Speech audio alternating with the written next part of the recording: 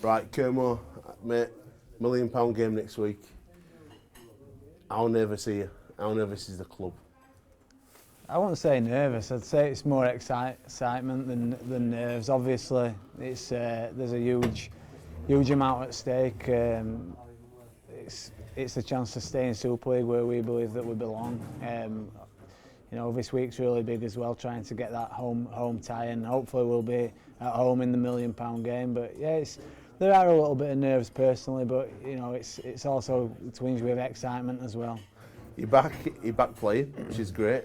It's been a bit of an up and down season for you personally. It must have been frustrating sitting on the sidelines watching the club struggle, and then really look like they're coming together in the qualifiers.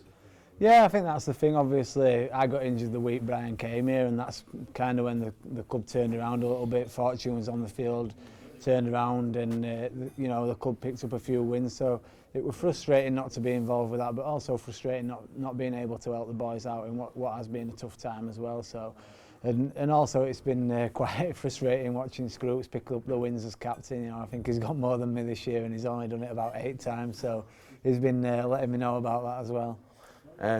Off the field, obviously, it's been well documented. There's been a few issues. A couple of lads aren't available to play. Has that really galvanised the squad and brought people together? Because it is do or die for this one game.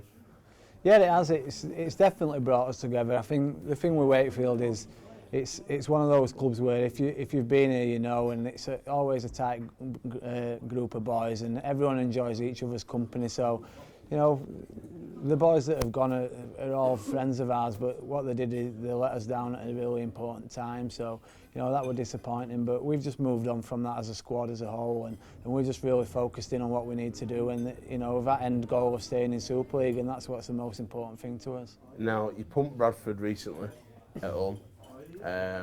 Pictures of Jimmy Lowes on the gantry looking dejected and just really upset, and I think Jimmy said, you were a tough carry that game. Now, has that got any effect psychologically going into this next game? Do you feel like you got the upper hand on them, or do you, obviously they're going to come and try and get something over you, or is it just a completely fresh start? It's just another game. I think with the importance of the game, really, I don't think that first game will have too much bearing on it at all. I think, obviously, I think they probably learnt a lot from that game. I think you can see that in the performances after. They've really picked up the performances and played well in all their remaining games. So, it weren't guaranteed that any of us were going to be in this game. So it was difficult for both teams to get here, and we knew that we had to perform well after that game. And obviously the £1 million game, everything's at stake. So I don't think the first game will have too much bearing on it, and it's just going to be a one-off. And I'm sure both teams will put everything into it. It's going to be a packed house wherever it is, whether it's at Rapid Solicit Stadium or at the Providence Stadium, Bradford.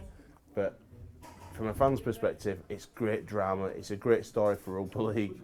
I don't think it's it's enjoyable for you guys actually in the game. But as far as the sport's concerned, are you happy with the change in the rules and are you happy with the new system, or do you think it's a bad thing? I think it's been great for the spectators and for the game as a whole. I think the way that people are talking about the game now is probably more than it has been over the last 10 years with licensing and things like that. So I think from that fact it has worked. I think there is things that need looking at, for clubs if they do happen to go down, and there's a lot of things that are still similar to when it was licensing. I think things need to be looked at like that behind the scenes a little bit more. But in terms of spectatorship and things like that, I think that we haven't had a season as exciting as this. Not just at the top of the league, but right the way through. And I think it's worked in the Championship and even in the league below that as well. Everyone's fighting for promotion, relegation again, which makes it exciting throughout the game. Now, looking at that game, last but not least, if you win, obviously another year secured. Have you thought about if you lose from a player's personal point of view? Obviously, a year ago you were in Dream Team. Dream Team gets announced this Monday, and you're probably not going to be it this year. I know you had some great performances when you were Scoot's laughing. Scoot's nearly choked. So, if you look at a calendar year, going from Dream Team to literally into team that's going to be playing off to potentially go down, what happens personally if you lose to Danny Kirmond? I think it's just the nature of the sport we're playing, really. I think It sounds corny, but I'm living the dream anyway. Every day I come into training, and it's what I've wanted to do since I was a little kid. So, you know, the fact that we're going to be playing in a relegation game, it is a little bit frightening, a little bit nerve-wracking, but it's what we play the game for. These are big games, and everyone's going to be watching, and it just makes you want to perform at your best, really, and that's what I'll be looking to do. Obviously, I've had a lot of time out with my shoulder, and now I'm back at the most important time of the year, so it's just one I'm really looking forward to. Now, as a club, Wakefield, it's got some good characters in it. Michael Carter, good old Geordie bloke, funny guy. His missus is his top sort, to be fair. And obviously Brian Smith as a coach, he said he's a bit of a character. And when he first came to the club, he told me he'd give a speech like any given Sunday. What's it been like having him around the club? What kind of a bloke is he? He's a really good bloke. He's got a lot of knowledge.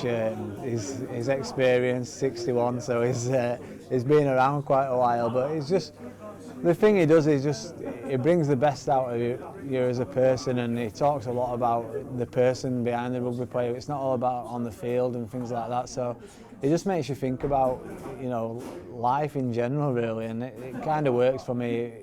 It makes people happy around the place, and if anyone's seen him, he's always wearing a smile and having a little play around with people. But he gets the best out here on the field as well, and he demands the best at all times, really. And he's done a really good job in picking people on form, I think, and that's what's probably brought the best out of players at the back end of the year when he's come in.